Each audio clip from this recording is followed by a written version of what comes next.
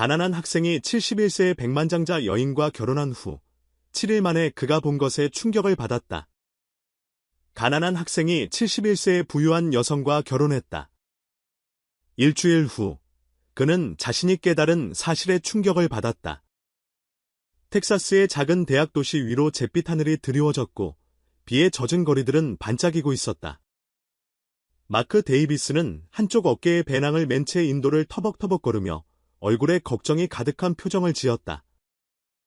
23세의 그는 로스쿨 마지막 해를 보내면서 아르바이트와 아버지가 남긴 엄청난 빚에 시달리고 있었다.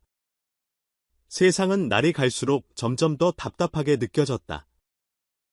그때 그의 주머니 속에서 핸드폰이 울리며 생각에 잠긴 그를 깨웠다. 마크 데이비스입니다. 그가 전화를 받자 침착하면서도 권위 있는 목소리가 답했다. 데이비스 씨, 저는 엘리너 브룩스입니다. 당신의 재정 상황에 관해 논의하고 싶습니다. 마크는 찡그리며 물었다. 죄송한데, 누구시죠? 어떻게 제 상황을 아시죠? 필요한 것은 이미 충분히 알고 있습니다. 그녀는 부드럽게 말을 이었다. 오늘 저녁 7시에 브룩스 비스트로에서 만나죠. 매우 중요한 일입니다. 마크가 항의하기도 전에 전화는 끊겼다. 혼란스러우면서도 호기심이 생긴 그는 고급 카페로 향했다. 그가 도착했을 때는 비가 더 거세게 내렸고 그의 재킷은 마른 상태를 지켜주지 못했다. 카페 안으로 들어서자 따스한 조명과 신선한 커피 향이 그를 맞이했다.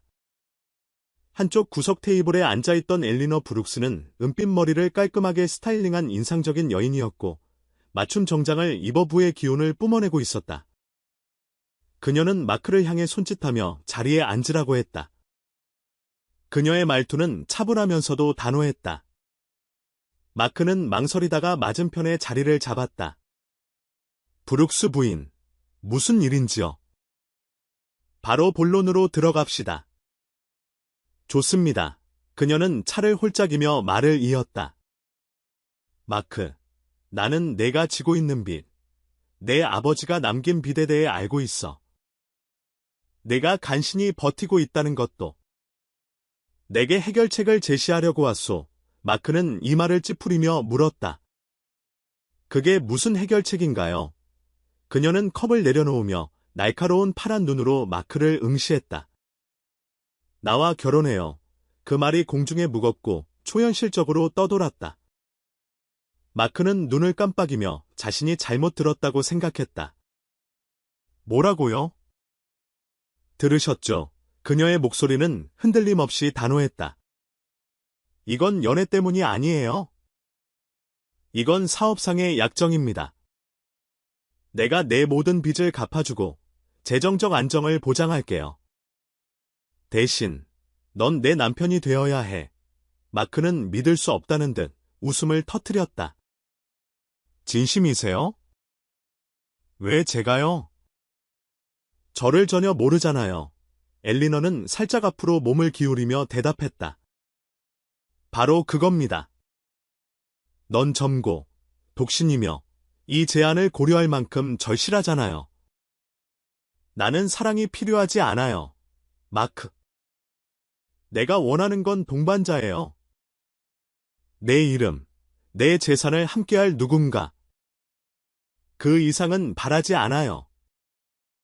이를 계약으로 생각하면 돼요. 마크는 머리를 젓으며 정신없이 생각했다. 이건 미친 짓이야. 당신에게 무슨 이득이 있죠? 그녀의 표정이 처음으로 부드러워졌다. 마크, 나는 평생을 혼자 보냈어. 자식도, 남은 가족도 없어. 단지 거들어라도 동반자가 필요했을 뿐, 그리고 내 유산의 통제를 원했지. 남편이 그걸 확고히 해줄 거예요. 마크는 갑자기 자리에서 일어나며 의자가 바닥을 긁는 소리가 났다. 저는 할 수 없습니다. 생각할 시간이 필요해요. 물론이죠. 그녀는 냉정하게 대답했다. 하지만 너무 오래 고민하지 마세요. 이 제안은 영원히 유효하지 않으니까요. 마크는 멍한 상태로 집으로 걸어갔다. 비에 옷이 다 젖어버린 채 그날 밤 그는 걱정 어린 얼굴의 어머니와 주방 테이블에 앉았다. 어머니의 치료비로 인한 부담이 두 사람을 고갈시켰고 그의 여동생의 학비는 먹구름처럼 드리워져 있었다. 마크, 어머니는 부드럽게 말했다. 엘리너의 제안이 터무니없게 들릴지라도 만약 그녀가 도와주려 한다면 한번 고려해보는 것도 좋겠구나. 마크는 자신의 손을 응시하며 자존심과 절박함 사이에서 갈등했다. 사랑하지도 않는 여인과 결혼해서 우리 문제를 해결하라는 거예요. 내가 스스로를 구하라는 거야. 어머니의 목소리가 떨렸다. 우리 모두를 구하는 거지. 다음 날 아침, 마크는 다시 비스트로로 향했다. 엘리너는 이미 그곳에 있었고 이전과 다름없는 차분하고 침착한 태도를 보이고 있었다. 결정했나요? 그녀는 태블릿에서 눈을 떼지 않은 채 물었다. 마크는 깊은 한숨을 내쉬며 대답했다. 할게요. 그녀는 희미하게 미소를 지으며 태블릿을 내려놓았다. 좋아요. 즉시 모든 절차가 진행되었다. 일주일 후, 마크는 엘리너가 제공한 정장을 차려입고 작은 법원에 서 있었다.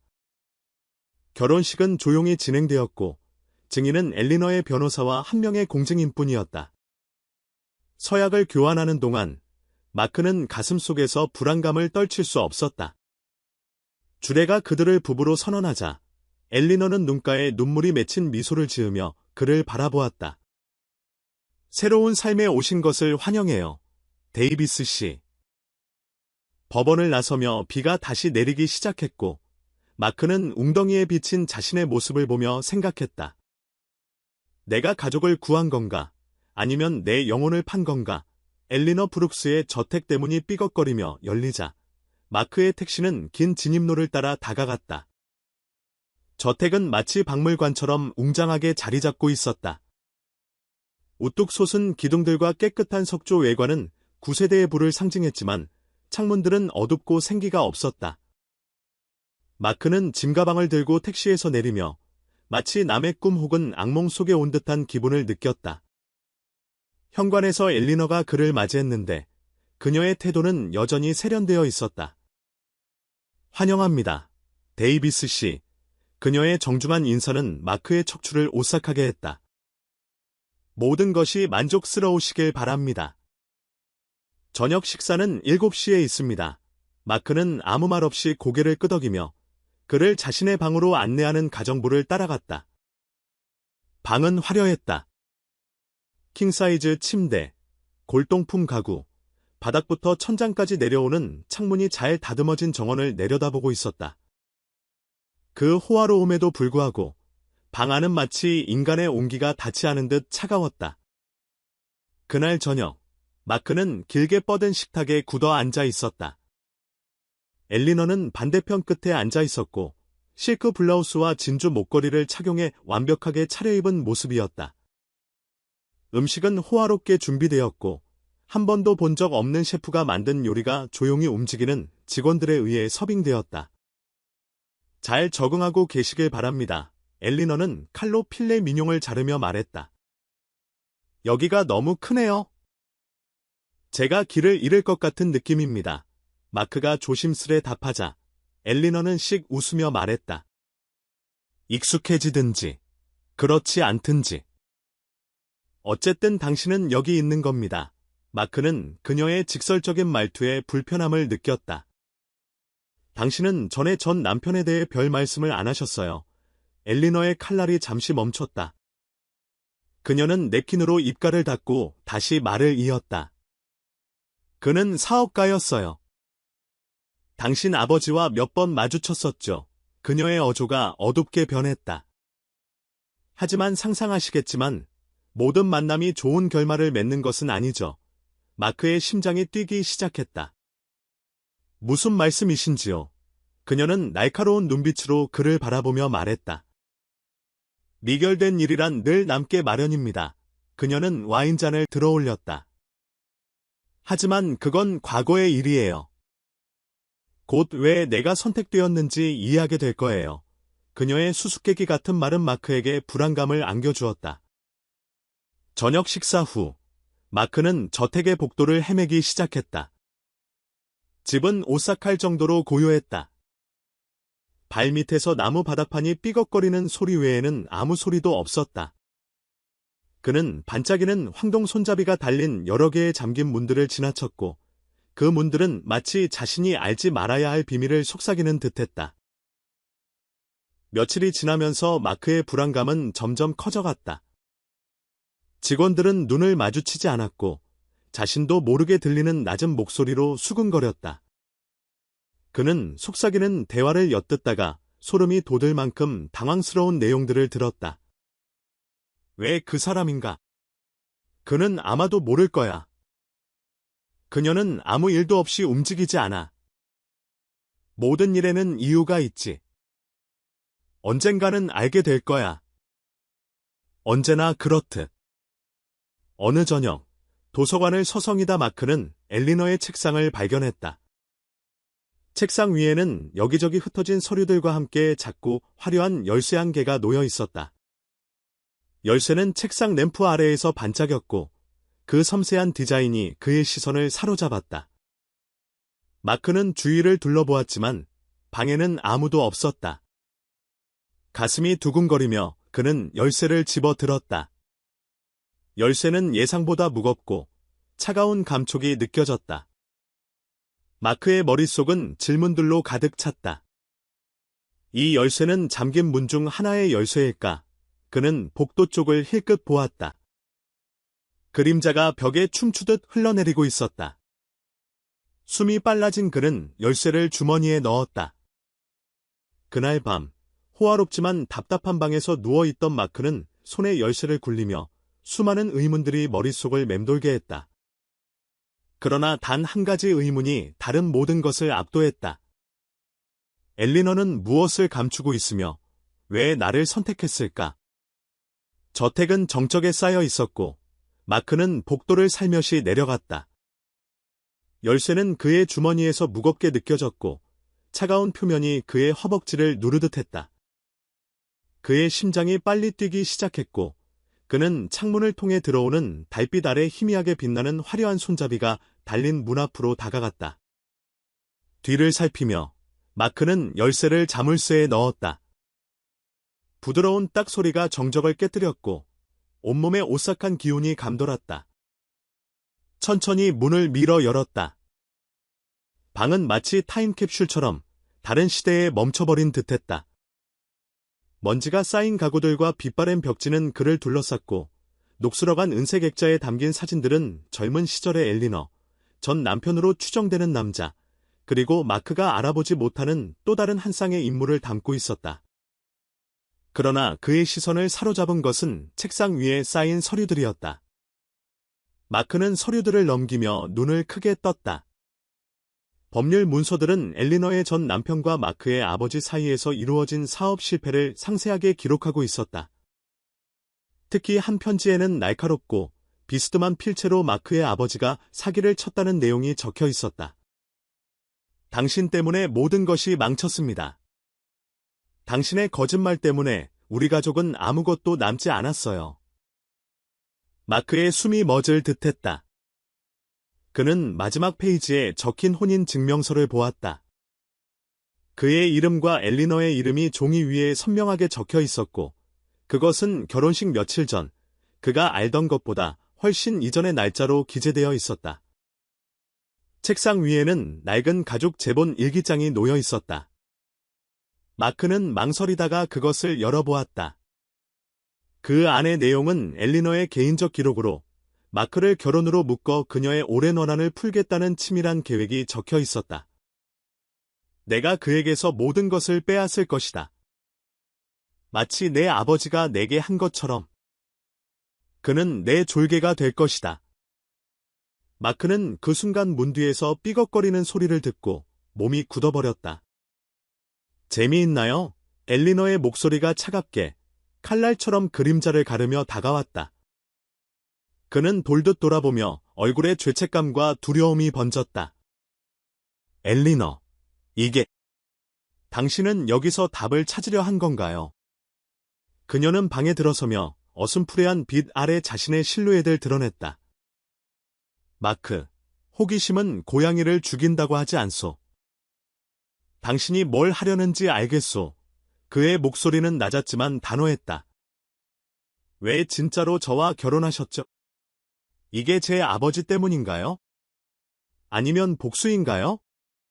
엘리너의 눈빛은 굳어졌고 평소의 침착한 태도에 금이 가기 시작했다. 질문할 자리가 아니오, 마크. 그냥 내가 시키는 대로 하면 지금보다 더 나은 결혼 생활을 할 수 있을 거요. 그 정도면 충분치 않소. 마크는 주먹을 꽉 쥐며 말했다. 충분치 않습니다. 당신은 나를 속이고 조종했어요. 이건 결혼이 아니라 덫입니다. 엘리너는 눈에 미소를 머금었지만 그 미소는 차가운 얼음처럼 눈에 닿지 않았다. 덫이라고? 그럼 당신도 서명하기 전에 한 번 더 생각했어야죠. 그녀는 한 걸음 다가오며 독서를 내뱉었다. 당신은 똑똑하다고 생각하겠지만 당신은 단지 당신의 아버지처럼 너무 늦기 전에 자신이 남긴 파괴의 결과를 모른 채 살아가는 것뿐이에요. 마크는 분노에 찬 눈빛으로 그녀를 바라보며 아버지의 유산이 자신을 짓누르는 듯한 무게를 느꼈다. 만약 당신이 그 사람을 그렇게 미워했다면 왜 나에게 그 원한을 쏟으시는 겁니까? 내가 당신의 남편이 된 건 제 아버지의 잘못과는 아무 상관도 없어요. 엘리너는 한참 동안 그를 응시하더니 침묵이 길게 이어진 후 무겁게 털어버렸다. 당신은 감당할 수 없는 일에 빠져 있어요, 마크. 내가 신경 쓸 일 아닌 것들에는 발을 들이지 말아야 해요. 그러자 그녀는 발걸음을 돌려복도 너머로 사라졌다. 그날 밤, 마크는 침대에 누워 온통 깨어 있으며 머릿속이 혼란으로 가득 찼다.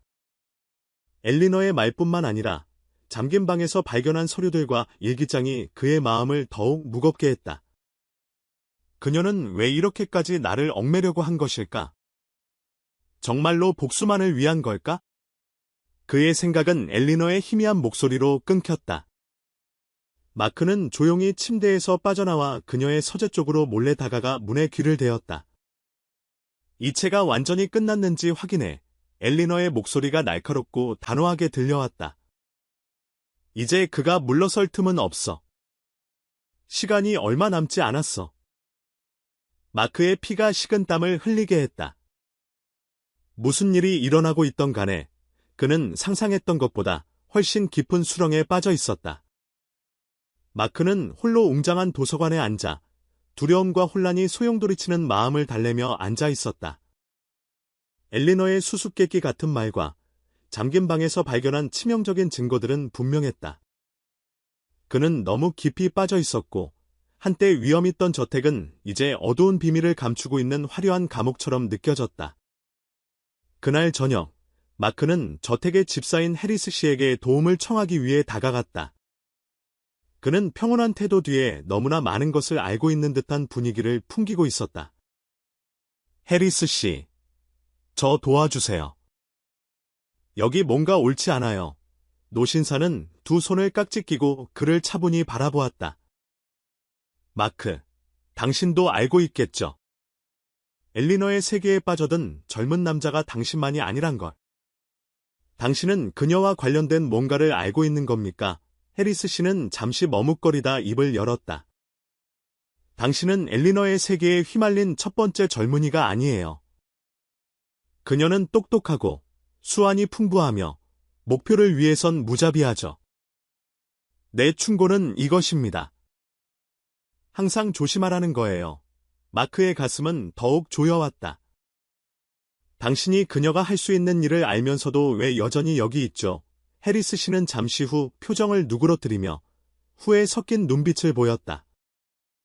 우리 중 누군가는 쉽게 빠져나갈 여유가 없으니까요. 결심한 마크는 방법을 모색하기 시작했다. 그는 로스쿨 시절에 믿을 만한 친구 피터에게 연락해 마치 담소를 나누는 척하며 상황을 털어놓았다. 피터, 만약 누군가가 강요나 기만에 의해 계약을 맺었다면 그 계약을 무효화할 방법이 있을까요?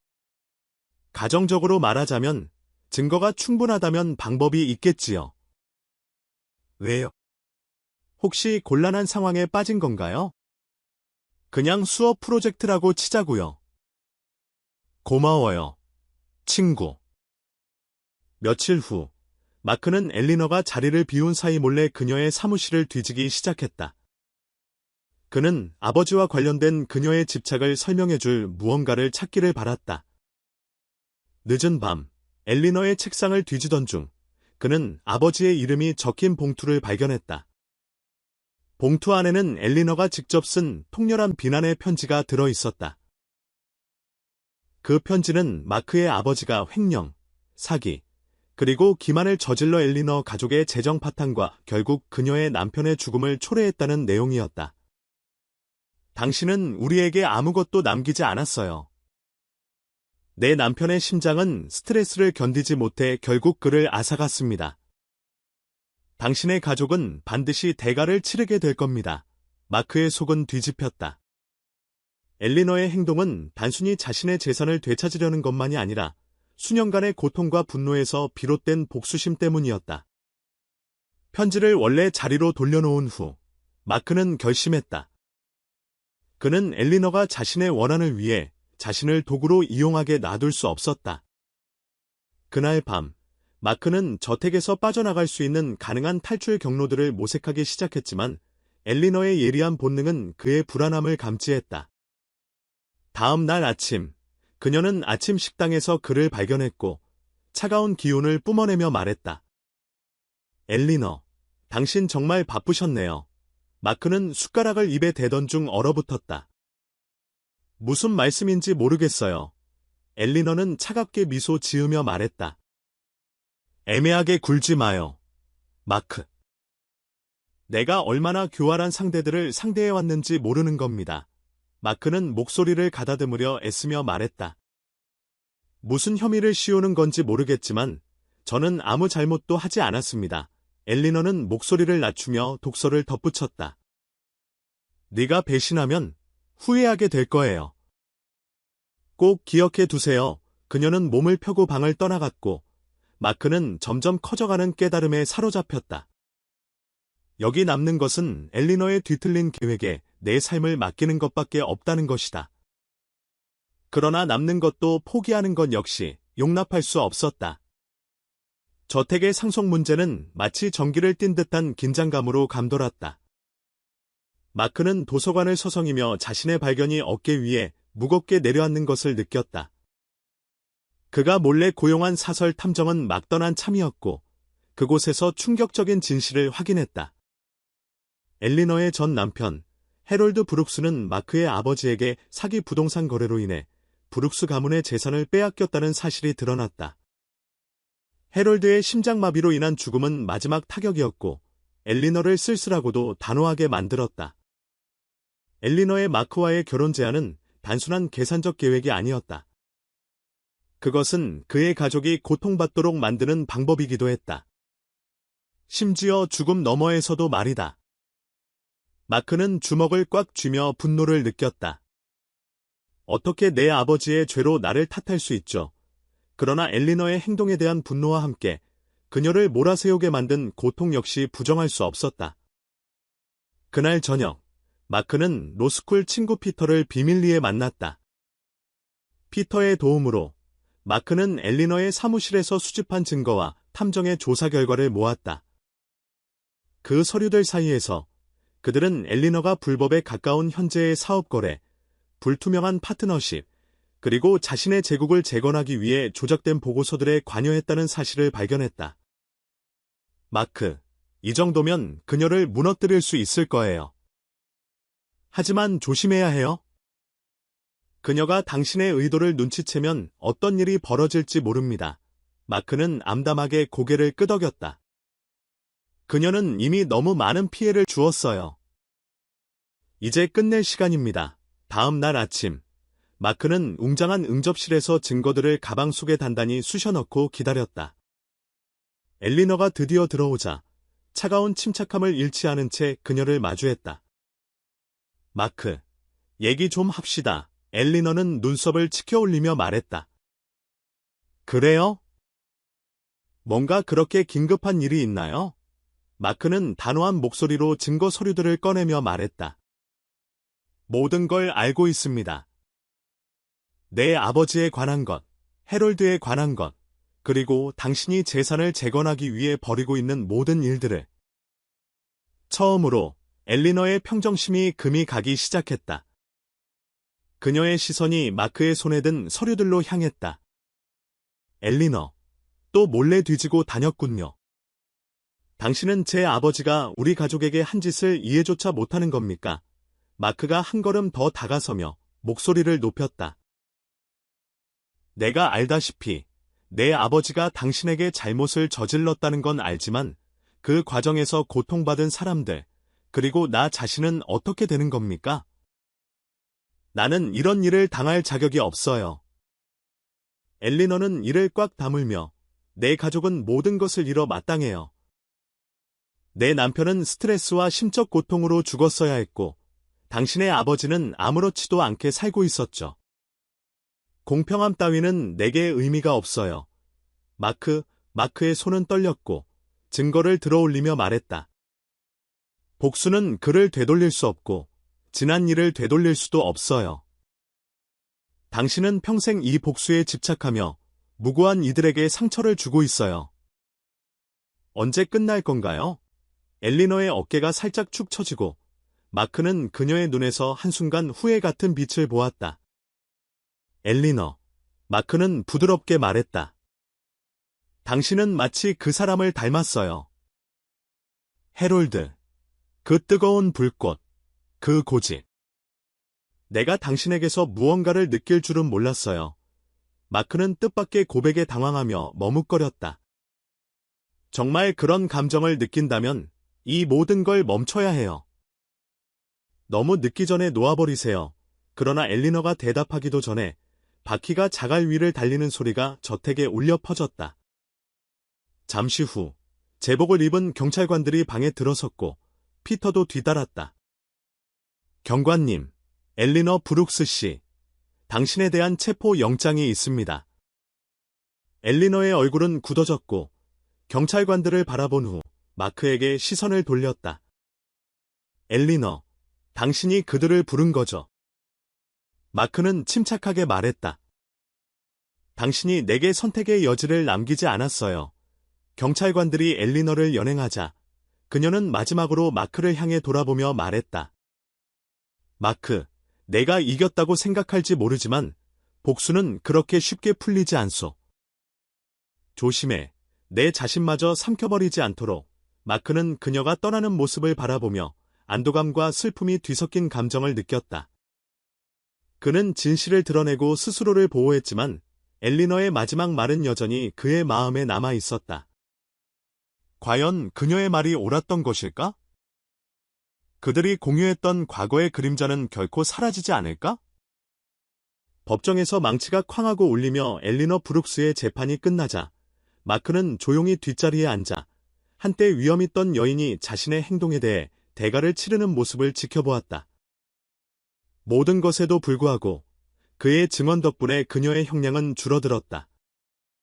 그는 동정심 때문이 아니라 그들의 얽힌 이야기를 깊이 이해한 결과로 그렇게 한 것이었다. 엘리너는 잠시 돌아보며 마크의 눈을 마주쳤다. 처음에는 그녀를 정의했던 차가운 계산이 사라지고 대신 마치 미안한 듯한 희미한 고개 끄덕임만이 보였다. 며칠 후 마크는 마지막으로 저택에 소환되었다. 한때 위압적이고 고립되게 느껴졌던 그 거대한 집은 이제 텅 빈 느낌이었다. 엘리너는 그에게 재산 증서를 건네주도록 준비해두었고 저택의 변호사는 엘리너의 우아한 필체로 쓴 편지를 마크에게 전했다. 마크, 이 모든 건 돈 때문이 아니었소. 종교를 위한 것이었어요. 해롤드는 정의를 받을 자격이 있었지만 나는 진정 중요한 것을 잃어버렸소. 당신 덕분에 앞으로 나아갈 수 있는 힘을 보게 되었소. 이 제사는 더 이상 내 고통의 기념물이 아니라 새로운 시작이 될 거예요. 잘 활용하세요. 마크는 쉽게 결정을 내리고 저택을 매각했다. 그 호화로움은 그와 엘리너 모두에게 감금된 길디드 케이지, 금박 감옥, 와도 같았으니까. 판매 대금은 그의 가족의 빚을 모두 갚게 해주었고, 마침내 어머니를 아버지의 실수 그림자에서 해방시켜 주었다. 남은 자금으로 마크는 해롤드 브룩스의 이름을 딴 장학재단을 설립했다. 이는 우연히도 두 가문 사이의 원한 속에 희생된 해롤드를 기리는 방식이기도 했다. 로스쿨로 돌아온 마크는 고향에 돌아온 듯한 기분이었다. 이번에는 그는 자신의 교육을 선을 위해 사용하겠다는 다짐이 강해졌다. 그는 법률구조센터에서 인턴을 하며 엘리너처럼 부당한 대우를 받아 아무런 구제도 받지 못한 이들을 도왔다. 어느 선선한 가을 오후, 마크에게 한 통의 편지가 도착했다. 글씨체는 즉시 그녀의 거심을 알아볼 정도로 우아했다. 마크는 캠퍼스 근처 공원 벤치에 앉아 편지를 펼쳤다. 엘리너의 편지 마크. 수년 동안 해롤드의 죽음이 남긴 상처를 치유하기 위해 복수가 답이라고 믿었소. 그러나 이제 나는 깨달았소. 복수는 그 자체로 감옥일 뿐이요. 내 실수에도 불구하고 보여준 당신의 친절은 내가 잊었다고 생각했던 앞으로 나아갈 용기를 다시 일깨워 주었소. 용서란 결코 약함이 아니요. 그것은 진정한 강함이요. 주변 세상보다 더 나은 당신의 모습에 감사드리요. 우리 모두가 이어진 악순환을 끊을 수 있음을 보여줘서 고맙소. 당신이 찾지 못했던 행복을 찾길 바랄 뿐이요. 엘리너. 마크는 편지를 오랫동안 바라보며 그 말들이 스며드는 것을 느꼈다. 그는 조심스럽게 편지를 접어 재킷 주머니에 넣으며 묘한 평온을 느꼈다. 엘리너가 체포된 지 1년 후, 마크는 소규모 행사에서 장학금 수혜자들을 앞에 두고 연설을 했다. 그 뒤에는 해롤드 브룩스 장학재단 두 번째 기회라는 간소한 명판이 걸려 있었다. 마크는 단호하게 말했다. 이 장학재단은 단순히 금전적인 지원을 넘어서 잊혀질지도 모르는 이들에게 기회를 제공하기 위한 것입니다.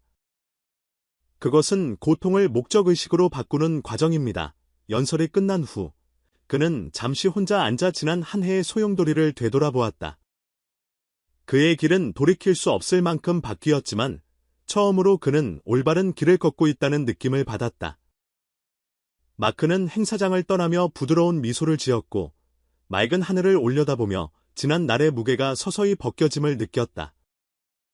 엘리너의 편지는 그의 주머니 속에 남아 두 사람이 배운 용서, 정의, 그리고 변화의 힘에 대한 조용한 상기처럼 자리 잡았다. 오늘 이 놀라운 회복과 구원의 여정에 함께해 주셔서 감사합니다. 마크의 이야기는 배신과 고난 속에서도 우리가 내리는 선택이 치유와 새로운 시작으로 이어질 수 있음을 상기시켜 줍니다. 만약 이 이야기가 당신의 마음에 닿아 영감을 주었다면 좋아요와 공유를 잊지 마세요. 희망과 두 번째 기회의 메시지를 널리 퍼뜨립시다. 그리고 솔스터링 스토리즈를 구독하여 당신의 영혼을 울리고 연민, 용서, 사랑의 힘을 일깨워주는 감동적인 이야기를 만나보시길 바랍니다. 감사합니다. 다음 솔스터링 스토리에서 다시 뵙겠습니다. 그때까지 건강하시고 인생이 주는 교훈을 소중히 여기시길 바랍니다.